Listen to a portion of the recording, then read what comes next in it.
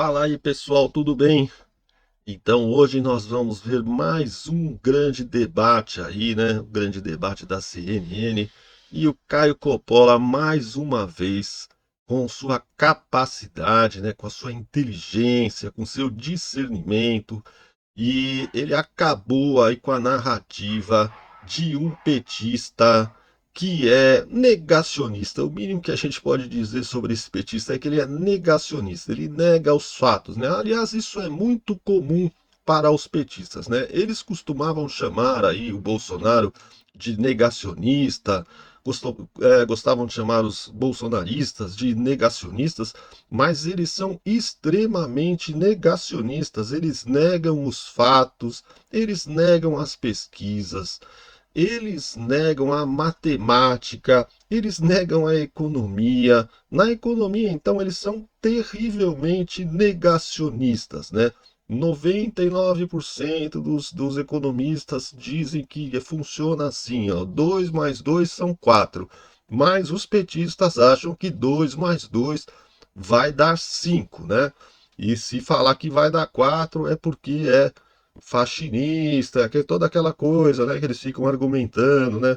Eles sempre denigrem a imagem de quem está contra eles, quem tem uma opinião contrária a eles, né? Sempre botando algum adjetivo bem pejorativo, né? Como neofascinista, neonarcisista, né? Eu não posso falar aqui exatamente a palavra, mas vocês sabem o que eu estou querendo dizer. E nesse grande debate aí, o Coppola detonou o advogado Vitor Marques, que é petistão fanático e grande negacionista, como a maioria dos petistas, né? Então, pessoal, é isso que nós vamos ver hoje aí. Foi bem legal esse debate, sabe? O Coppola acabou com o cara, assim, foi assim, o cara ficou sem argumento. Aí no final, na última fala dele, ele ainda tentou apelar para coisas emocionais que não tinha nada a ver, uns assuntos que não tinha nada a ver, né?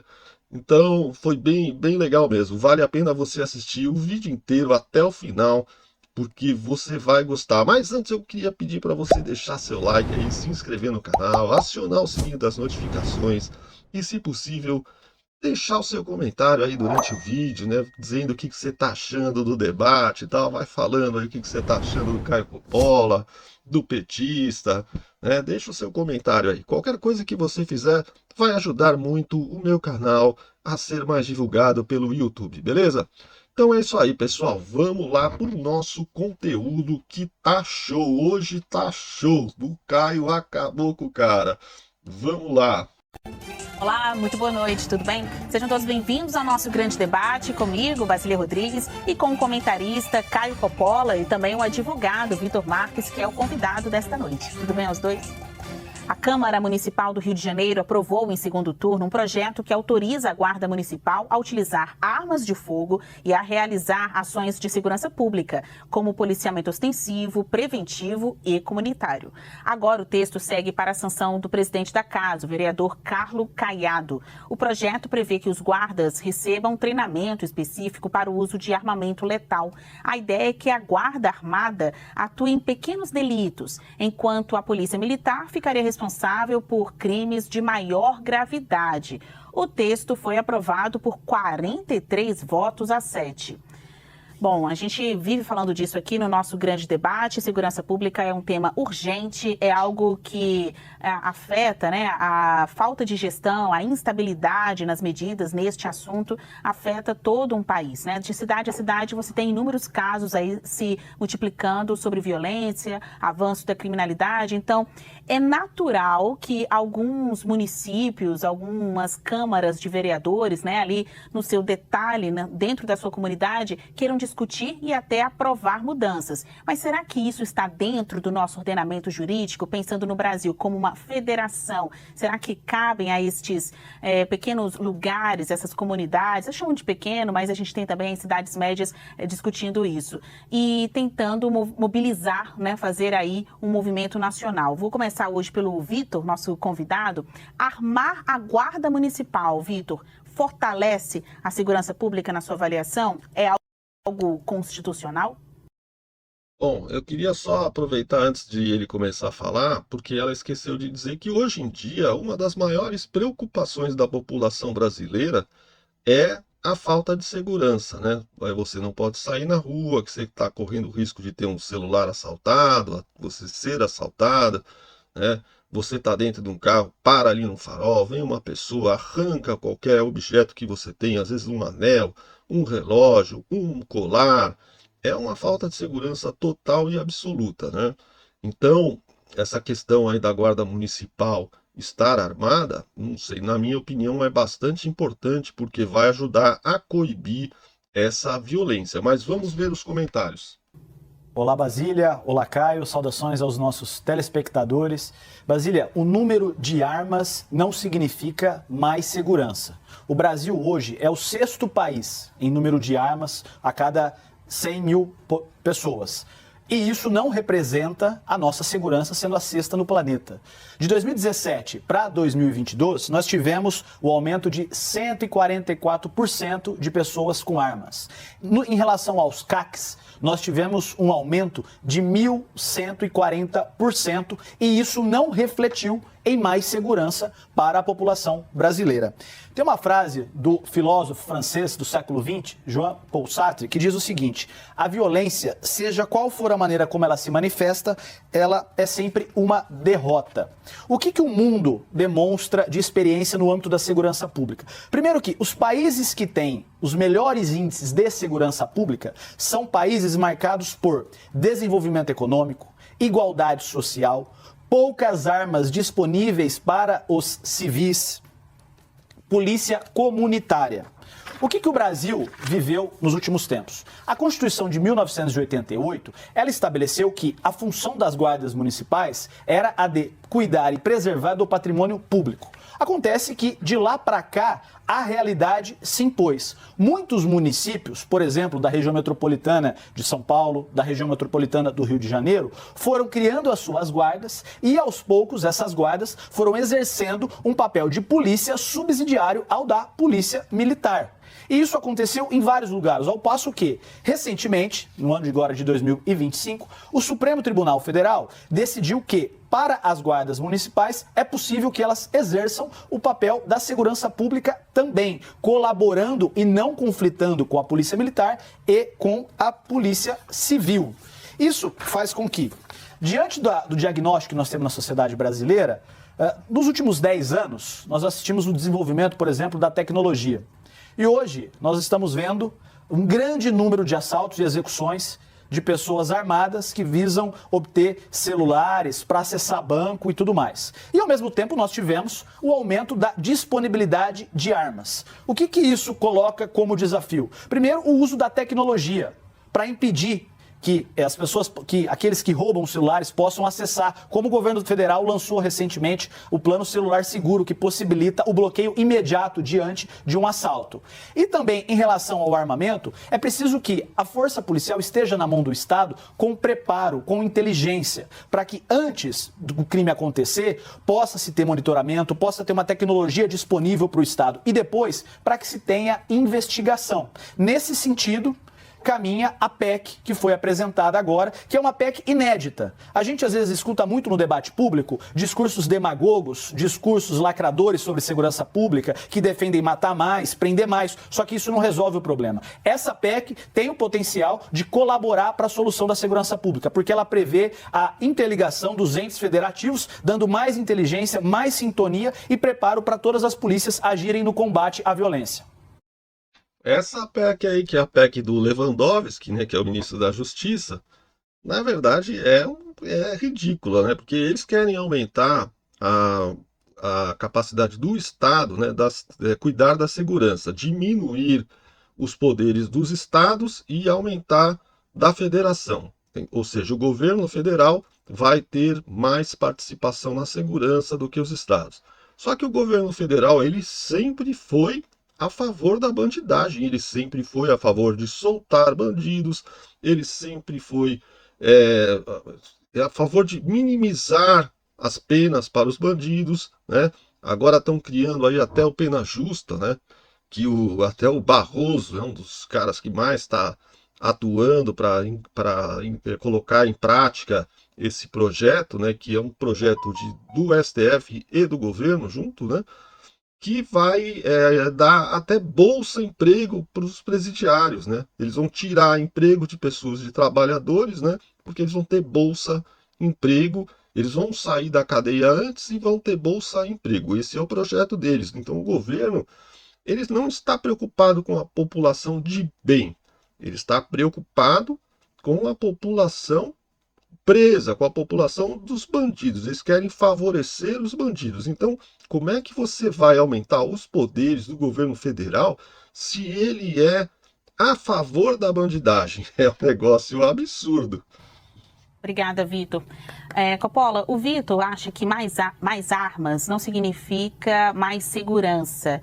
E também aproveita para fazer uma defesa pela aprovação da PEC da Segurança Pública. Na sua avaliação, armar a Guarda Municipal fortalece a segurança da cidade, de um estado? Para mim é importante também que você, na sua resposta, explique para a gente a sua avaliação sobre o uso da arma em si, se mais armas nas mãos de policiais é uma coisa necessária e importante, né, para combater a violência, e especificamente sobre a ampliação das ferramentas e possibilidades de ação da Guarda Municipal. Você acha que isso é bom? Agora o Caio vai mostrar o tanto que o debatedor dele, tal do Vitor Marques, o advogado Vitor Marques, petistão, negacionista, né, o tanto que ele é negacionista. Vamos lá. Olá, Basília. Olá, doutor Vitor. Saudações à nossa audiência. Vamos lá. Será que armar a Guarda Municipal fortalece a segurança pública? Será que construir muros altos afasta os assaltantes? Será que manter os criminosos presos reduz a criminalidade? Triste da sociedade que debate o óbvio.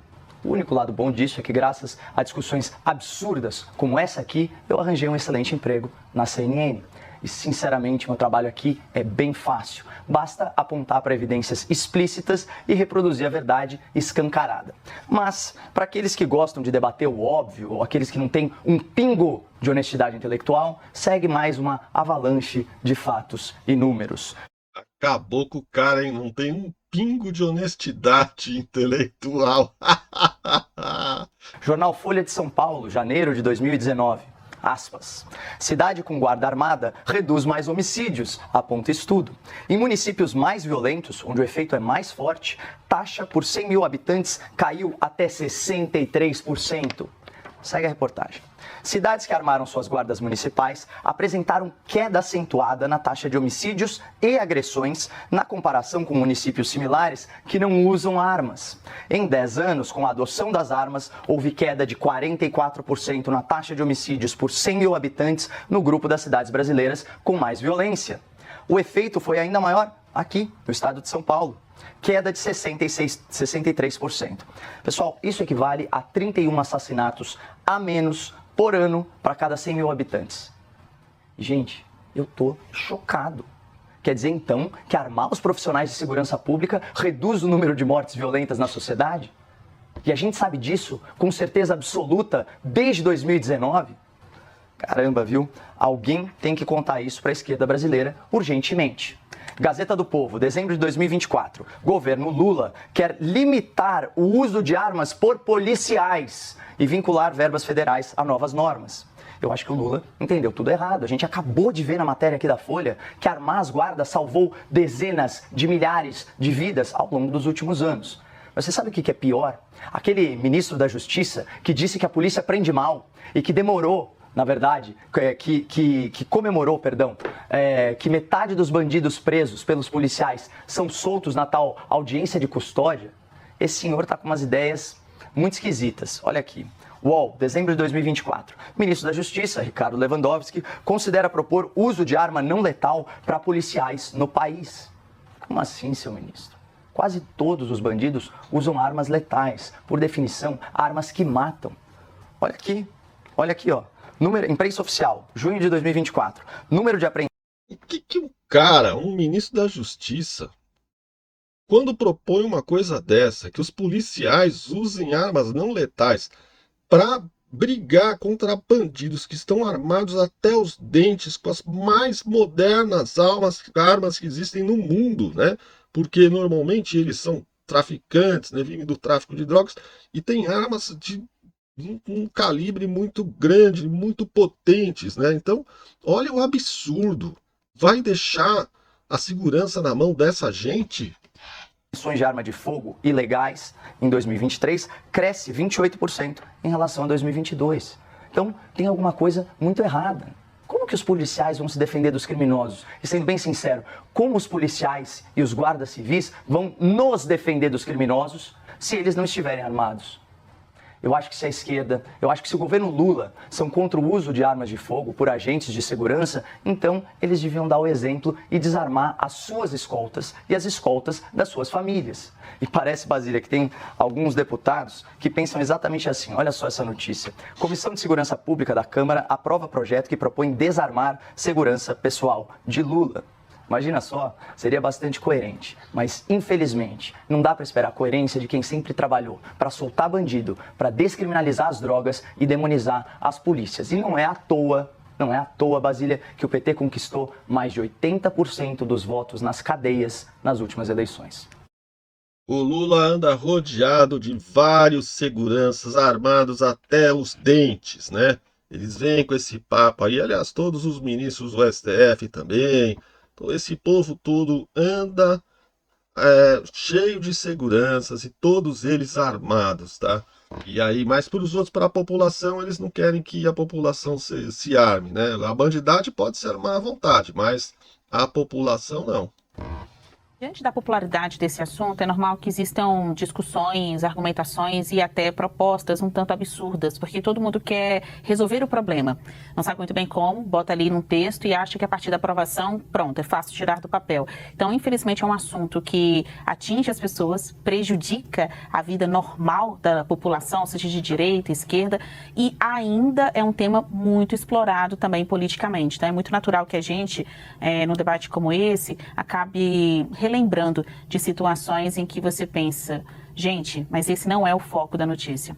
Vitor, discutir as competências da Guarda Municipal deveria ser prioridade no debate sobre segurança pública? Você muito bem lembrou que está lá no texto da PEC da segurança novidades sobre a questão das guardas municipais. Alguns integrantes dessa categoria querem a mudança do nome, colocar ali o nome de Polícia Municipal. Será que é disso que estamos falando? Basília, eu fico refletindo com a seriedade que o tema exige e me pergunto, as pessoas que hoje vivem em um grande centro, que andam na rua com seus celulares, elas estão se sentindo seguras, considerando que de 2017 até 2022 aumentou em 140% a disponibilidade de armas? Com 1.140% do número de aumento de CACs, que aumentou nesse período, as pessoas estão mais seguras? Demagogia e discurso lacrador e simples para ser ouvido não resolve um problema tão complexo. O problema da violência no Brasil, ele tem uma raiz profunda. Então, solução fácil para problema profundo não orna, não combina.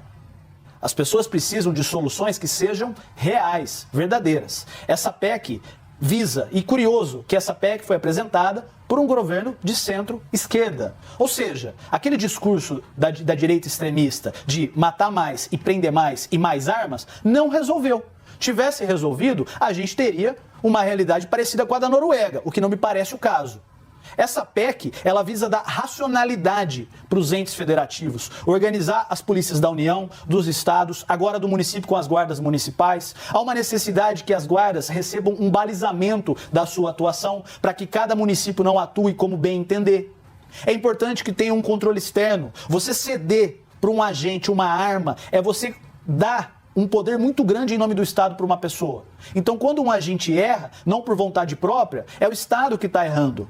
Então é importante que tenha todo um preparo, que tenha reconhecimento financeiro, mais incentivo para as carreiras, mais inteligência e que, em paralelo a todas as ações efetivas de segurança pública, o Estado possa agir garantindo benefícios sociais, acesso à educação. Não dá para dizer que é a favor da segurança pública e criticar o aumento do salário mínimo. Não dá para dizer que é a favor da segurança pública. Cara, o que o aumento do salário mínimo tem a ver com essa história? Olha as histórias que o cara vai buscar para tentar justificar os argumentos dele. E criticar programa social. É incoerente. Essa solução fácil e rasteira, ela não deu certo. Por isso que me parece oportuno uma discussão com a profundidade que o tema exige para que se tenha um outro cenário do Brasil. O Brasil hoje é o 6º país mais armado do planeta e nós não temos a 6ª melhor segurança do planeta. Pelo contrário, a gente tem uma segurança que as pessoas não têm a liberdade de andar nas ruas, muitas vezes nos grandes centros. Então essa política de matar mais, prender mais e armar mais não deu certo. Felizmente, para quem defende isso, eu acredito que essa PEC vai exigir dessas pessoas um novo discurso. Coppola, olha só, a gente... Esse cara precisa estudar um pouquinho o caso lá do Equador, lá do Bukele, e ver o que aconteceu com a linha dura do Bukele, né? Acabou com a criminalidade, né? Pena, os caras ficam presos, construiu mais prisões, atuou de uma forma incisiva mesmo para combater a criminalidade. E deu certo. A criminalidade diminuiu violentamente e hoje é um dos países mais seguros do mundo em poucos anos. De volta, né, nesse assunto sobre as atribuições e competências das guardas municipais. Na sua avaliação, isso deveria ser uma prioridade nesse debate, que é um debate cheio de coisas. Várias categorias, várias aflições, pedidos de modo geral. Agora, falar de guardas municipais, já que essa força civil, porém com ação de combate à violência na ponta, essa força deveria ganhar prioridade no debate? Basília, olha, eu me pego aqui sem mais argumentos. Se eu leio o estudo mais amplo que foi feito sobre a matéria, que atesta que nas cidades mais violentas do país houve uma queda de 44% nos homicídios após a arma das guardas, não há mais o que se discutir. Porque a gente está diante de um debate sobre o fato. Isso não é uma opinião minha. Isso é uma realidade estatística, científica, medida inclusive por pesquisadores da FGV, caso alguém esteja se perguntando a fonte. O meu estimado debatedor falou aqui em discursos demagógicos. Discursos demagógicos implicam falsidade, implicam manipulação dos dados, implicam má fé. Aqui não. Isso é a pura ciência. É uma constatação histórica de que nas cidades em que isso foi adotado, deu certo. Nas cidades em que não foi, não deu. Ou seja, foi possível fazer, inclusive, uma comparação direta e estabelecer essa relação. Agora, vamos restabelecer aqui a verdade dos fatos. O Dr. Vitor nos disse que, num período aí de alguns anos, houve um aumento de 144% nas armas de fogo legais em circulação. E isso é verdade. Só que o que ele omitiu de você, telespectador? Que nesse mesmo período, a depender do estudo, o número de homicídios ou de mortes violentas intencionais aqui no Brasil caiu 18 mil a 20 mil mortes por ano. Ele, convenientemente, omitiu isso. O que ele também omitiu? Que o fato de haver 1000% a mais de armas nas mãos dos CACs não significa que vai haver uma melhora na segurança pública, porque essa não é a finalidade de um CAC. O CAC nada mais é do que um caçador, um atirador ou um colecionador. Não é obrigação dele cuidar da segurança pública. E quando ele diz que o Brasil é a 6ª nação em número de armas, mas não é a 6ª nação em segurança pública, isso obviamente é um sofisma, porque o problema não são as armas legais no Brasil, são as armas ilegais, que por sinal entram pelas nossas fronteiras, que a propósito são de competência do governo federal, que ele tanto defende. Mas vejam só a coincidência, nesse período em que houve mais de 1 milhão de armas legais em circulação no Brasil, a queda no número de mortes foi acentuada. E se não existe uma relação direta entre isso, pelo menos isso frustrou as expectativas dos especialistas da esquerda em segurança pública, que falaram que essas políticas ensejariam toda a sorte de acidentes, de violência doméstica, de embates no trânsito, e nada disso se verificou, Basília. O que a gente percebe é que esses apologistas aí do abolicionismo penal, do desencarceramento em massa, da desmilitarização da polícia, não entendem absolutamente nada de segurança pública. Mas eles sim fazem questão de andar com as suas próprias escoltas armadas, elitistas que são.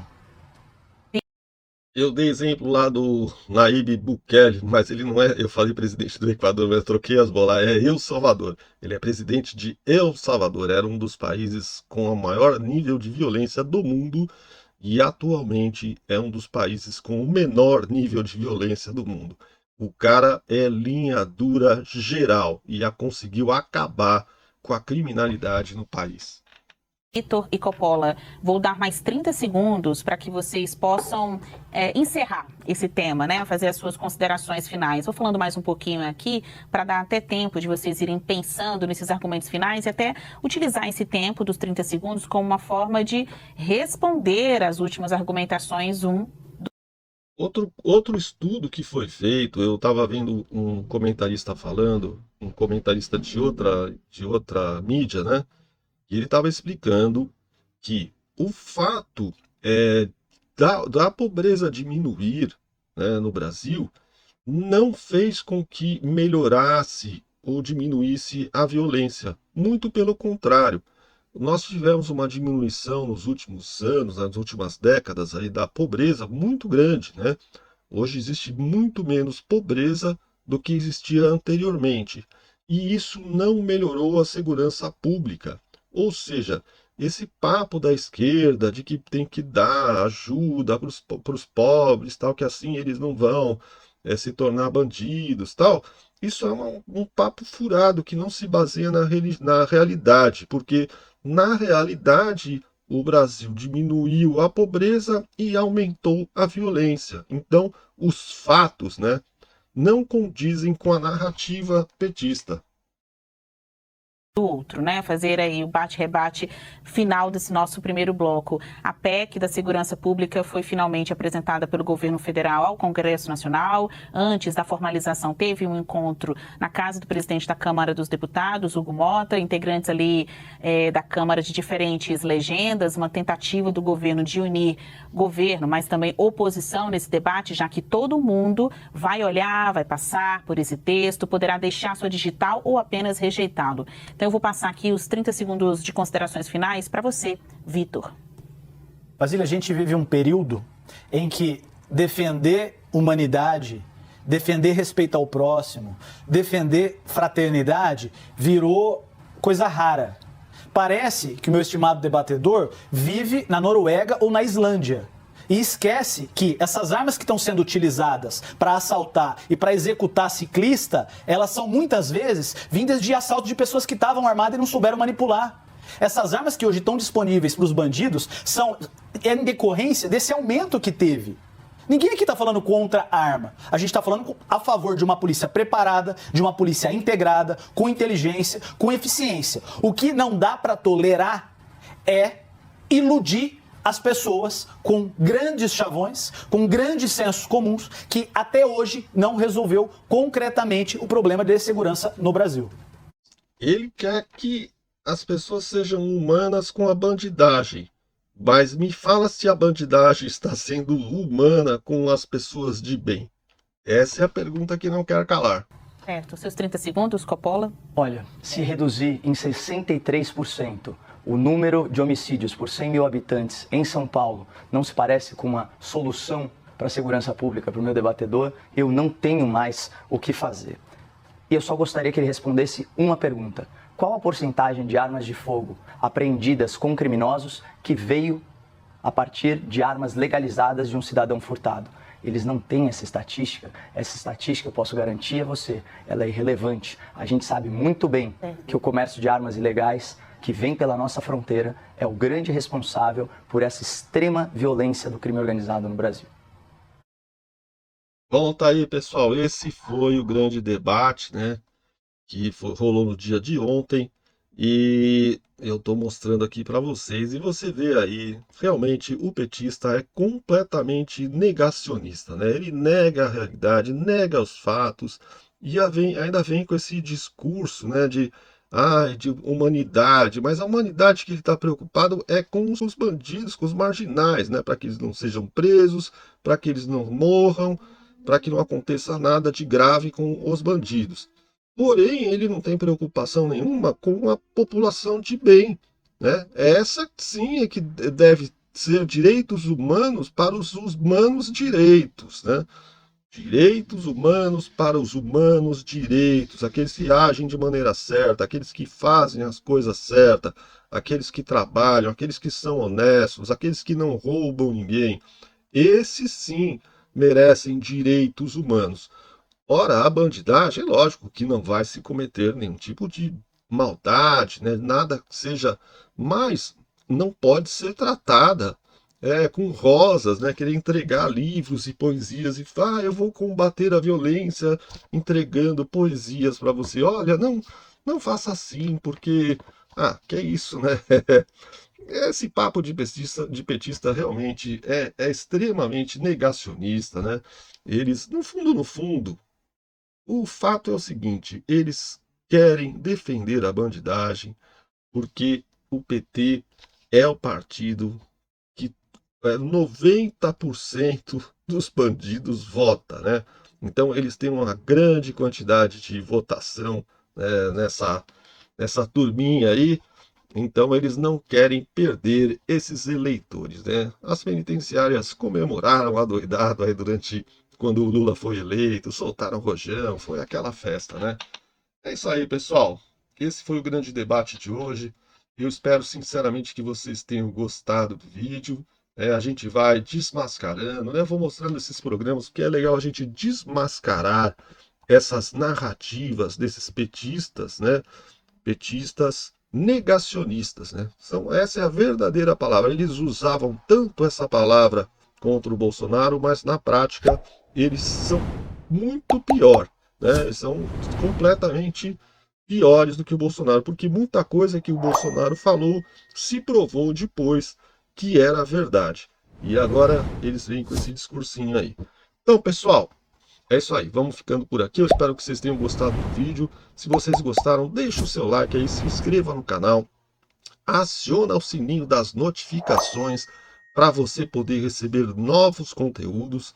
E eu espero sinceramente encontrar com você no próximo vídeo, beleza?